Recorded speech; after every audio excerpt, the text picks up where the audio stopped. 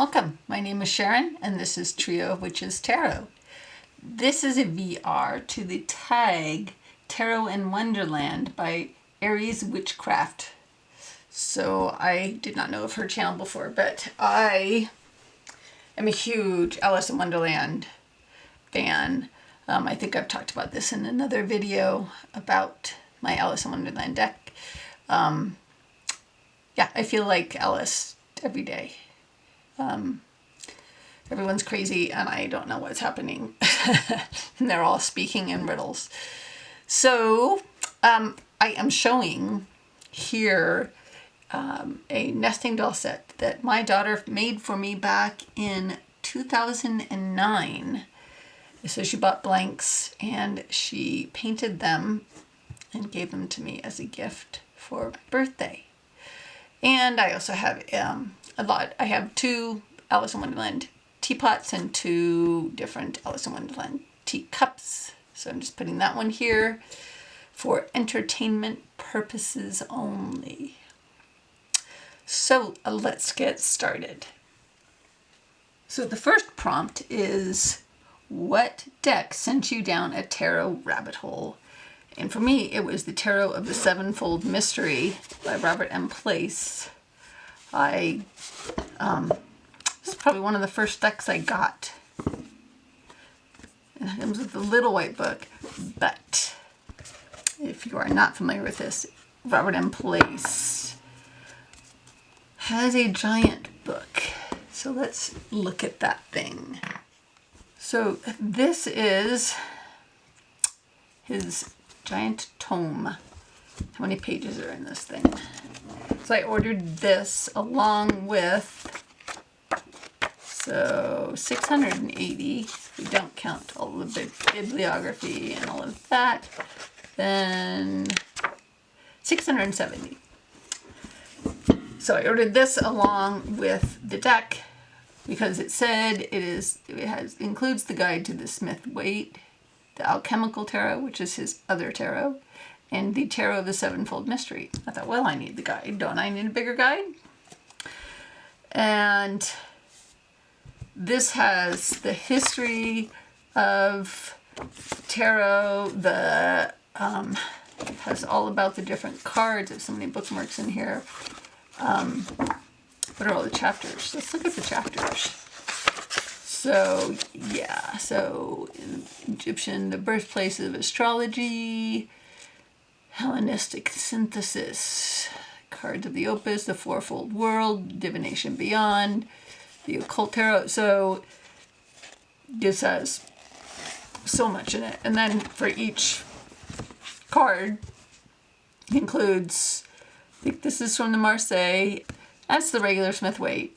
And then this is from the Sevenfold Mystery, and no, this is from the Sevenfold Mystery. This is from the Alchemical Tarot.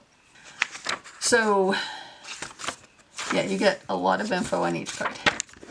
So this book, so this deck sent me down the rabbit hole with that book. So let's look at some of the cards.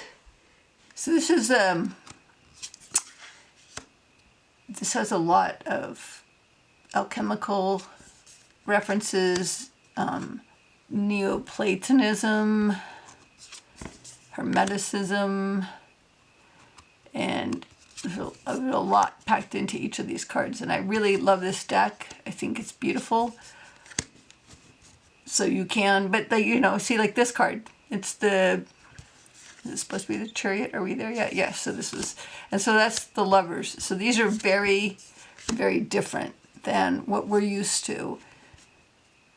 It's talking about, right, choosing between your appetite or fidelity. And this one is the Chariot, and it's about having control over your desires. And then Justice. So these are very different than what you're used to in a tarot deck. And that's an awesome Devil. But you see it talks a lot about reason and will and appetite. And the tug that all of those have on you, reason and logic. So all the things that tug on mankind. That one always bothers me. I feel it's very Salem burning the witches. Anyway, so yes, I went down a rabbit hole with this deck. So the next prompt is, what deck makes you smile like the Cheshire Cat? So I have two for this one. The Boo Tarot and the Mermaid Cat Tarot. So you're probably familiar with Boo, so I'm going to start with the Mermaid Cat, which you are probably not familiar with. And I think this deck is freaking adorable because mermaids and cats are two of my favorite things, and then someone in their genius turned them into mermaid cats. And how do you not smile at mermaid cats? I mean, look at them. They're so adorable. Look at this emperor. Like, I don't usually like the emperor. That emperor is adorable. How do you not smile? Okay, so that is the Mermaid Cat Tarot. And then the other one is the Boo Tarot. And I'm surprised I haven't seen this more on this tag. I've only watched a couple few. So it does have a bow in it, which is, hopefully that works its way out. But these are like Casper the Friendly Ghost. They're so cute. The bat is cute. There's no way that you can't look at that. That's the cutest death card ever. Like, that death card makes me smile. So stinking cute. I mean, it's got a skeleton rowing the boat, and it's adorable. It's all adorable. Look at that. So those are the two that make me smile like the Cheshire Cat. Okay, and look at the backs. Look at those backs. So the next prompt is, what is your favorite Tweedledee and Tweedledum decks? This is a tarot with a matching oracle. An oracle and a tarot by the same creator, but these are both by Asteria. I honestly have never tried reading with these together, so this will be interesting. Tweedledum and Tweedledee agreed to have a battle, for Tweedledum said Tweedledee had spoiled his nice new rattle. Just then flew down a monstrous crow, as black as tar barrel, which frightened both of the heroes so they quite forgot their quarrel. I was thinking, Alice said very politely, which is the best way out of this wood. It's getting so dark. Would you tell me, please? But the little men only looked at each other and grinned. They looked so exactly like a couple of great schoolboys that Alice couldn't help pointing her finger at Tweedledum and saying, "First boy." "No, how!" Tweedledum cried out briskly and shut his mouth up again with a snap. Next. So that is my Tweedledee and Tweedledum pair. So the next prompt is, which is your Red Queen deck? This deck became your nemesis after buying it. Pythonic. I love this deck so much. I love the guidebook, but the cardstock, and I've talked about this before. This is my Wrath deck, and only because it chipped. It was always chipping so bad. I did so many things to this deck to make it so that it stopped chipping. And so I actually used black nail polish on the edges because I tried with black Sharpie, and I would put it in the bag and I'd take it out and there would be chips. And I was like, I literally put it in the bag and took it out. How are there chips? So she's reprinting this deck, and she being Jessica Shaw. And hopefully she is able to find non-chippy cardstock. Like, if it had been with a black core, then that wouldn't have been a problem. But she lives in New Zealand, and cardstock's hard to come by now anywhere. So it is my nemesis, but only because of the cardstock and the amount of work I went to. I think I fixed it. Like, it doesn't really chip anymore. The only places that have chipped, I think, are spots where I maybe missed it with the nail polish. And then the next one is the fantastic Menagerie Tarot by Baba Studios. I didn't mean to buy this deck. I bought it by accident. And so I wanted the mythical creatures. And I was so excited. I saw this go up for sale. And for some reason in my addled brain at the time, I read mythical creatures, and it was not expensive. I don't even like the art in this deck. I never ever wanted to buy this deck. It's great cardstock. It's got the gold stamping, but there's very few cards in this deck that I actually like. I hate this moon.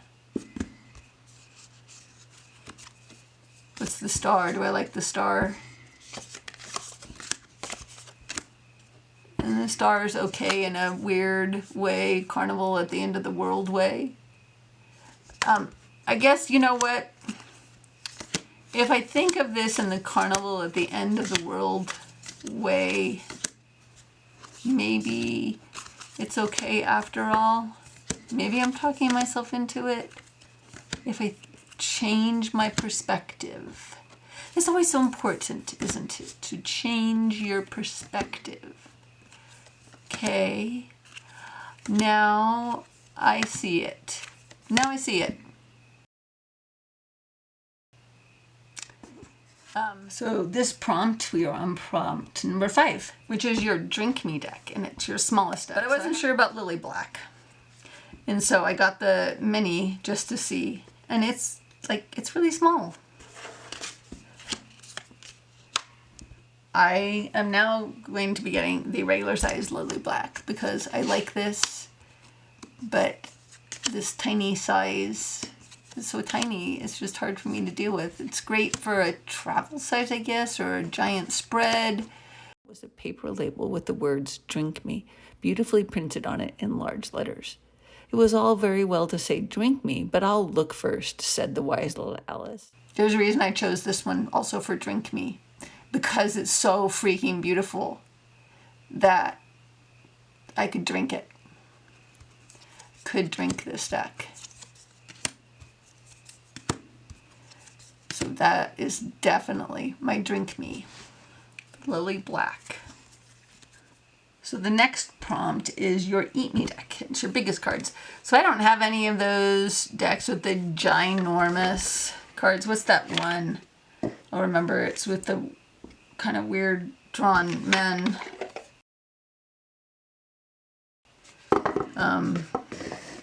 So we have the Ember and Aura. So we're going to get some pink overload here. And this is the Awakening edition. And the Crimson Asteria. So I also chose these for Eat Me. I have a couple other decks that are this size, but these are beautiful. This one's just beautiful, beautiful. This one is straight up weird, beautiful. I mean, in just the backs alone. Like these were hanging around and they were a cake. This could be a cake. That could be a cake. And I had said Eat Me on them. I would totally eat them. So I always wanted to see these side by side. It's a lot of pink. I like pink. And Crimson Asteria is a little taller because it has, what, 5, 6 extra cards? But these are both, yeah. These look delicious. Don't they look delicious? Don't they look like candy or pink macarons? That's kind of cool, those together. Yeah, I don't know, they just look like a French dessert to me.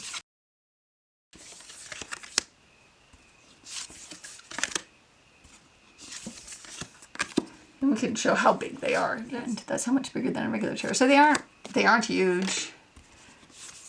They're actually like the perfect size in my hand. Let's get one. Let's do this one. Let's move this one out of the way.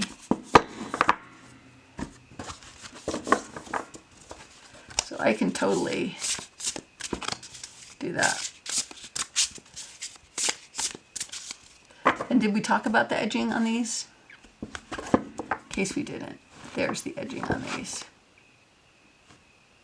Okay, so those were my Eat Me decks. So the next prompt is, let's see, we're on number 7. You're late, you're late. Very important, late. What deck gave you FOMO anxiety before you got your hands on it? So we have 3. And you probably recognize all of them. Let's start here.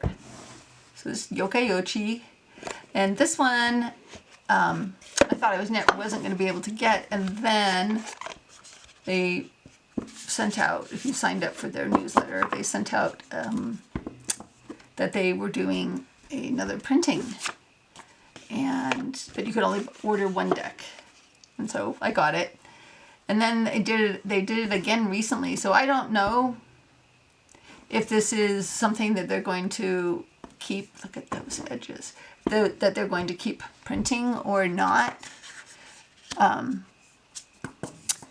Either way, I'm glad I have it. And yes, I did have FOMO. I totally thought I wasn't going to get it.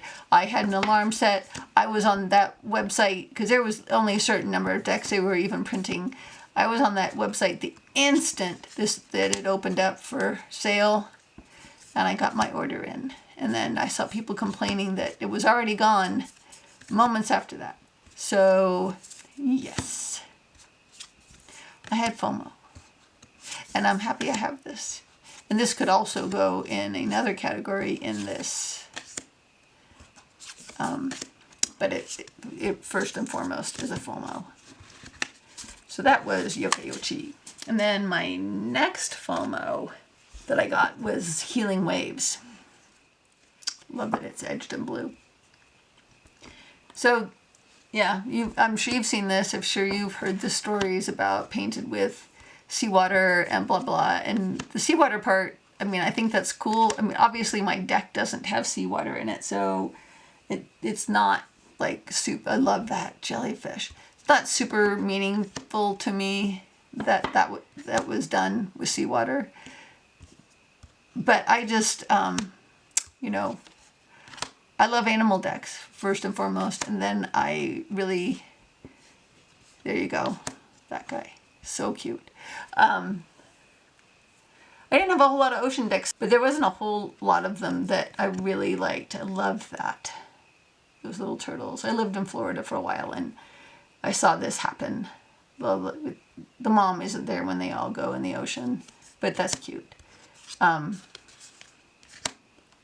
So yeah, so I wanted something that reminded me of that experience of living on the beach and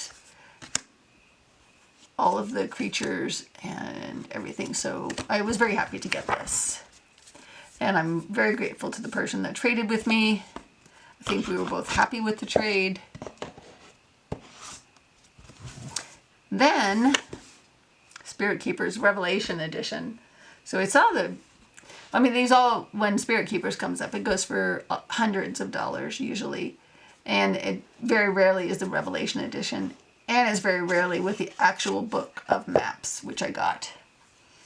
And it was someone on Instagram. She posted that she was selling some decks, and she was selling it for what she originally paid for it. So I got incredibly lucky because I thought I'd never have it because I was never going to pay hundreds of dollars for a deck. There's no deck that's worth, $600, $700, $1,000. At that point you have to remind yourself this is just a deck of cards. And move on and just say, okay, well, if there's other decks, there's other decks in the future, there's other decks I can get. And just let it go. But then I was able to get it. So, yeah, do not despair. I have a video about my unicorn decks. You should not despair that you will never get your unicorn. But it does take a lot of effort to be monitoring all the Facebook groups and the in your Instagram, and just a stroke of luck of timing. So that's Spirit Keepers. So those were all of my FOMO decks. So we are on prompt number 8, and this is Show Me Your White Queen deck. And this is decks that are colorful and lighthearted. So I have 3, and one of them might seem odd to you. So we're going to start with the most obvious one, Tarot. So this is kind of a crazy deck, but it's adorable, and I just think it's so lighthearted, so cheerful. I mean, look at that death again, so cute. Am I addressing the White Queen? Well, yes, if you call that addressing, the Queen said. It isn't my notion of a thing at all. Alice thought it would never do to have an argument at the very beginning of their conversation, so she smiled and said, if your majesty will only tell me the right way to begin. So that's the first lighthearted deck, Tarot de Luz. The next one is Emma Poetica. And this is one you probably haven't seen because not many people seem to be aware of this deck. And it wasn't advertised very heavily. It came out, it's by the same publishers, the Wild Editions, as the Lili Black, Boo Tarot. And it came out at the same time as Boo. And so they were, advertising the heck out of Boo and not really advertising this very much. But I did see it on Instagram. And it is a little bit pippy. But I think it reminds me a lot of Tarot de Luz. It's just very lighthearted. I love the blue snakes. I don't usually like things that aren't the right color, but I think there's more than one blue snake in this deck. I mean, that's a nice king. He looks very nice. I like this little figure here. Like the eyeballs. So there's a lot of fun, lighthearted things in this. Bees. Can't go wrong with bees. It looks very collagey in that torn paper sort of way. There's not one of those blue snakes. And it is colorful, and I feel like it's lighthearted. I mean, there you go, death again. That's a nice death. That reminds me of Day of the Dead. Much more cheerful. Then we have Forhoxa. And you're like, what the heck, Sharon? Are you kidding me? I think, and maybe you're not, maybe you totally understand why it is. And there are people who hate this cardstock, Meredith. But I love this deck, so I will forgive the cardstock. To me, it's very cheerful. It's very lighthearted. It has fairies and mermaids and a witch riding on lightning. Everybody's blue in it. Almost everybody. Fairy. So, I'm sorry, this is one of my White Queen decks, and I have not changed my mind. I'm not taking it back. I love that world card. Okay, so this tag I'm excited about. Show me deck with artwork as mad as a hatter. And we have Carnival at the End of the World, and the Eye of the Soul, and the Raincoast Tarot. Carnival at the End of the World is its own thing. It's very crazy, and it's brilliant, and that's one of my favorite Aces of Cups ever. I love these people in these little polar outfits. Also having tea party. And just like the Burning Man guy, there's a little green guy in there. Wow. The Four of Swords, I've never looked like that before. It's a crazy fool. I love this High Priestess. Like, I want to be her for Halloween. I really do. She's awesome. It's like you could just go through this deck and get Halloween costume ideas. Right? How fun would that be? You could have a Halloween party and everyone has to come as a character from this deck. If only I knew people who were into tarot and knew about this deck that lived near me and would come to my party. Would you come to my party if I did that? I would fly somewhere to go to a party that was a costume party that you had to be one of these things. That would be fucking amazing. Okay, so there's carnival at the end of the world and my ramblings of ideas for Halloween because it's getting close. Next one is by Charlotte Mew. I mean, just look at that fool. So this, come on, it's that same satiny, it's like rose petal, but it's not that sticky kind of, it's thicker. There's no way you're ruffle shuffling this deck. I mean, look at that. This could also be a deck where you would just have a Halloween party. What if you had a Halloween party and everybody just, what if it wasn't just one deck? What if it was just like, it had to be a tarot, something from the tarot, but only from a crazy tarot deck. I mean, look at that. One of the lovers just has flames for a head.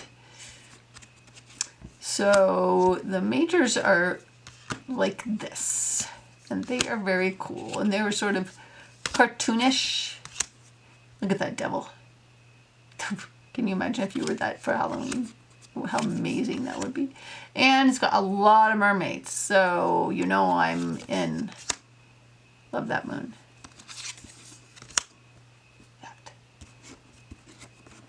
Hey, I have a full unboxing of this. I haven't done a deep dive. So then on the minors like this, they're kind of pippy and they are this monochrome. You still have people in them, so it's not totally pippy. But then you get to the court cards. And everybody has, well, even here, like that one's hard to tell in. You see their arms are like disconnected, but they still work. And then each of the suits is color coded. So yeah, love this little guy. I don't know. I would say love the mermaid. I shouldn't love this but it's so weird that I absolutely love it. Like, this is one of my favorite decks ever. So yeah, I really feel like this is the Mad Hatter deck for sure. And it's gilded in that nice matte gold. And those are the backs. The Ring Coast Tarot. This deck I also got in a trade. It's not expensive or anything, and you can get it on the artist website, but I just happened to have a deck the person who had this wanted, and this wasn't working for them. Your hair wants cutting, said the Hatter. He had been looking at Alice for some time with great curiosity, and this was his first speech. You should learn not to make personal remarks, Alice said with some severity. It's very rude. The Hatter opened his eyes very wide on hearing this, but all he said was, "Why is a raven like a writing desk?" So that's the Rain Coast. This is okay. So this prompt is show me your Jabberwocky deck, and this is decks that are dark and mysterious. So we have Cursed Auguries, Marielle, and Tabula Mundi. So we are going to start with Cursed Auguries. Those are the backs. The suits are like nails and tadpoles and I don't remember, apples, forgetting what one is. Oh, branches for ones. But she has been personified. There is a witch that lives in this deck, and she does not want to share her secrets at all. And she has spiders, and she's cryptic, and she wears skulls, and she tries to scare you away from her, or she just tries to intimidate you with her being cryptic like that. And like this, she does not want to give up secrets easily at all. And there's a lot of skulls, like the star and the moon and the sun and the world are all a human skull. So yeah, this is, I'm not sure what I need to do with her to make her tell me her secrets. Because I know she has them, and I know they are very amazing. There is no guidebook, and I kind of wish there was. I mean, I get why not, because, okay, it's Marseille, read it as Marseille, but wouldn't it be amazing if there was just like, this wasn't even like a guidebook, but like just the story of this witch? That would be, in the tower is a bunch of teeth. That would be amazing. Like, I might have to write my own. I'm not a writer, but I might have to come up with some story for her. Maybe that's what she wants from me. Maybe she needs me to figure out what her story is before she tells me her secrets. So that's the Cursed Auguries. And then the other one is the Marielle. And you may or may not have the Marielle. You may or may not have gotten along with the Marielle. She is not as withholding as the Cursed Auguries, but she does demand something of you. And she is mysterious, and she has dark places, hidden places. And I had to modify her, and that is in one of my modification videos, before I could even work with her, because the King of Pentacles. And then I got a little carried away and started putting bikinis on some of the girls. But it made it mine, and she's not mad about what I did at all. I love this Death card. I kind of feel like she appreciated it. And not that she was wanting to hide it, but that she requires you to get into each card, and she requires you to somehow make her your own. And all of that might be really weird, but there you go. That's these are the cards that I had modified. I guess we'll get to the... Actually, I like the way that came out. There he is. So yeah. So maybe she wanted him to wear clothes. I don't know. It's weird that I'm personifying a deck like that, but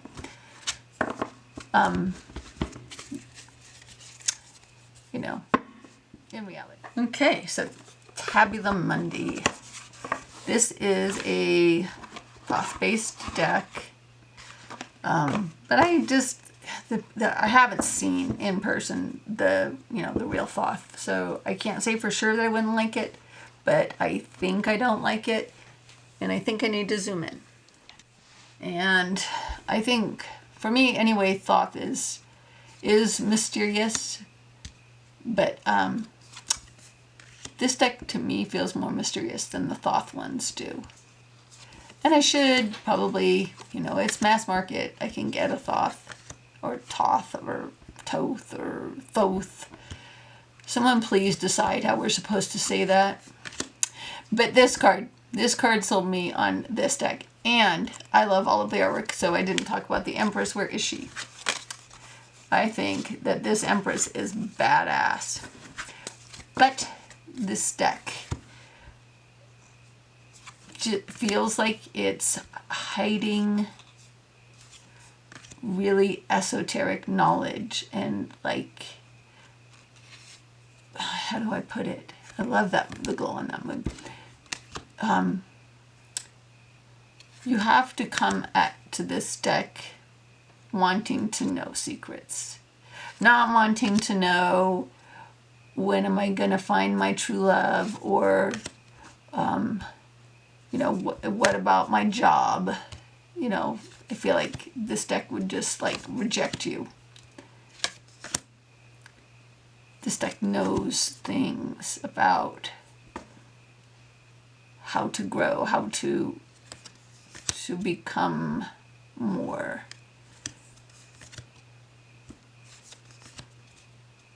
Things that you need to face. I do love this princess. This also sold me. Like, this is amazing. I love that so much. I love this moon rising behind her. It's incredible. But doesn't she feel like she knows things? She knows. She's not going to tell you, though. You're going to have to work at it. She'll tell you how to find it, but she won't tell you what it is. The moons in this deck, I haven't really realized that. The moons, there's a lot of moons, and they are really beautiful. So that is Tabula Mundi. So I wanted to add one more prompt to the Tarot in the Wonderland, and that is, what are your caterpillar cards? And your caterpillar cards are the cards that show who you are in the tarot. So for this prompt, you could pick cards that you believe represent you in the tarot. I'm going to do it based off of the calculations in this book. So I'm going to start with what is my birth card, which in here is my personality card, and which is 22. So I have the Fool, and I've chosen from the Children of Letha and from the Tarot of the Abyss. Well, one, these are females, and so I feel represented by that. And two, I just like how it's sort of a happy abandon in these cards. Okay, so I got a 22. And so that is my personality card, was the Fool. And then we reduce that further, and according to this, it says it reduces to 4, the Emperor. So 4 is the Emperor, and that's my soul card according to the book. And I picked a couple of Emperors, and apparently I like the close-up shots of Emperors better than on the throne and everything. So we have from the Botan Tarot and from the Marielle. So my hidden factor card is 13, which is death. And that one is calculated basically. So I have 22, my personality card, 4, which is the reduction, which is my soul card. And then there is another card which adds another major arcana card, which when reduced adds up to 4, and that's 13. So death has been my stalker card for a long time now, and so it makes perfect sense that it's my hidden factor or teacher card. So yeah, I've learned to like the death card. So I have from the Ember and Aura and the Marielle and the Victorian Romantic. So there is another card based on the Golden Dawn associations with the decans, and so it is your zodiacal lesson and opportunity card, or also known as a destiny card. And so mine, based on looking through this book, is, voila, the Ten of Swords. Of course. Guys. So I chose from the Victorian Romantic and from the Spirit Keepers Revelations edition. And the Ten of Swords, actually the swords have started to be my stalker cards in general very, very recently. 5 of Swords mostly, but I've been getting the 10 of Swords a lot too. So I guess I need to start journaling about this and seeing what the 10 of Swords has to teach me. Okay, so here's another nice little chart in here that talks about the constellation of cards. My constellation is the Emperor. and it's Fool, Death, Emperor. So I am a 22-4, where the Fool is my personality card again. Then Death is my hidden factor or teacher card. And then the minor arcana cards are the 4s. So here we go. So the minor arcana 4s. Okay, so I chose all the 4s of the minor arcana from the Trio.of.Witches Tarot. I get to learn lessons from these cards as well. So this is the first time I've done this exercise where I calculated all my cards. I've had the book for a while, and now I think it's a good time for me to take all these cards and journal about them and see what lessons they have to teach me. So that was who I am in the tarot, according to the book by Mary K. Greer. And I will be very interested if anybody else includes Show Me Your Caterpillar cards in their VR responses. Okay, we are at the last prompt, and it is Show Me Your Alice deck. So I only have the one, the Dame Darcy. I'm going to zoom in, and I am desperately waiting for the day when Baba Studios reprints their Alice, because I think they have said they're going to reprint it.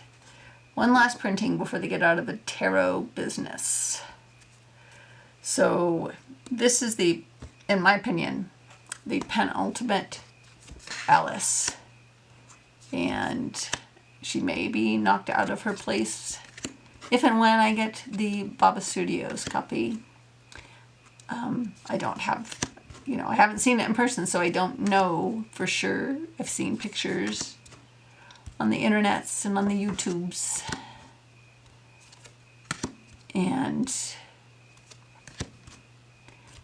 But this is how I picture it in my head.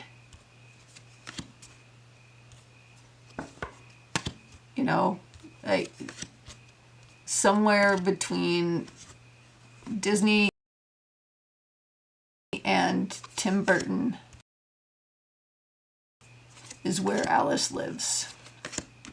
And I love both versions of I love the Tim Burton one. I know not everybody does. My daughters don't. I freaking love it. What is it really called, though? I can't think. I'm going to put it, and it's going to be over here. The Disney one I love, but it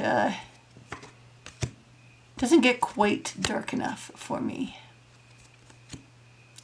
This deck ventures into that a little bit. If there was a Tim Burton version of Alice deck, and it was good, and it wasn't, one of those crappy Lazy Pip ones, I would be all over that. So that's that one. So for the end of this, I thought it'd be fun to look at a couple books. Okay, so just for fun, we can flip through this because I love this copy. It's big book. I love that the Mad Hatter looks like Jack Nicholson. Makes me laugh every time. Look at that, that's great. The artwork in this is story, but I love the artwork in it. And the dodo bird, dormouse. Caterpillar is one of my favorite characters. Who are you? Let's see. I don't want to spend too much time on it, but love that. And there he is. If that's not Jack Nicholson, then I don't know what's what. I've totally lost my grip on reality.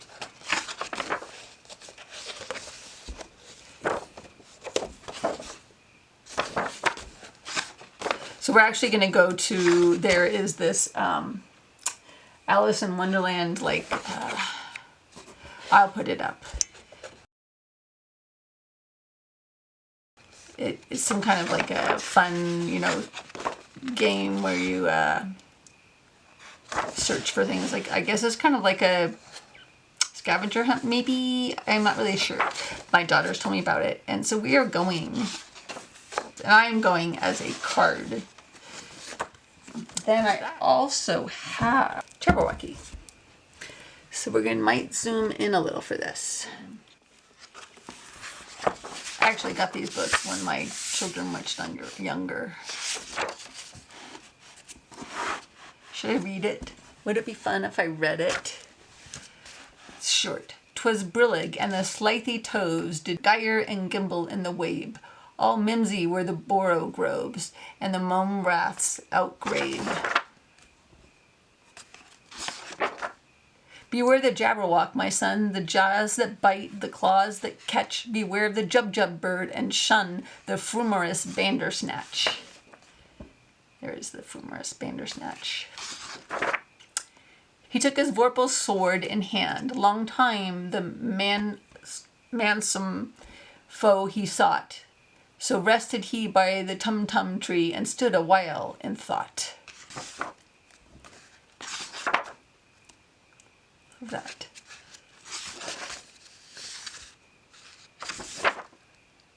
And as in uffish thought he stood, the jabberwock with eyes of flame came whiffling through the tulgey wood and burbled as it came. That's awesome. 1, 2, 1, 2, and through the vorpal blade went snicker-snack. He left it dead with its head, he went galumping back.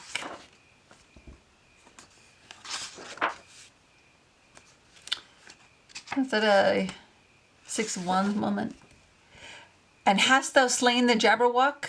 Come to my arms, my beamish boy, O frabjous day, Calloo, Calais, he chortled in his joy.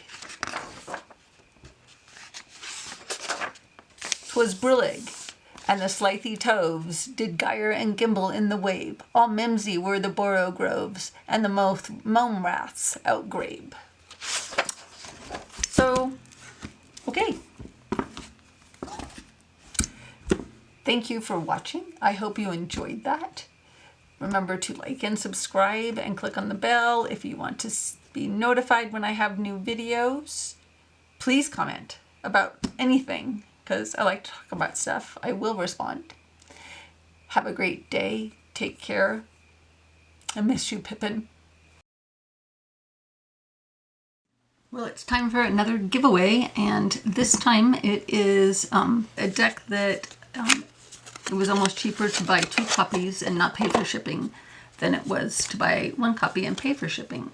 So I thought, well, I'll just pay the little bit of extra money. I'll get a 2nd copy and I will put it up in a giveaway.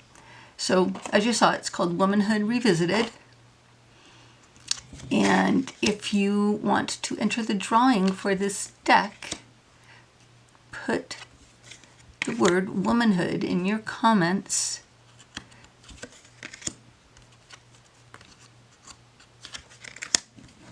And you will be entered, and you can enter in as many times as you want, but only once per video. So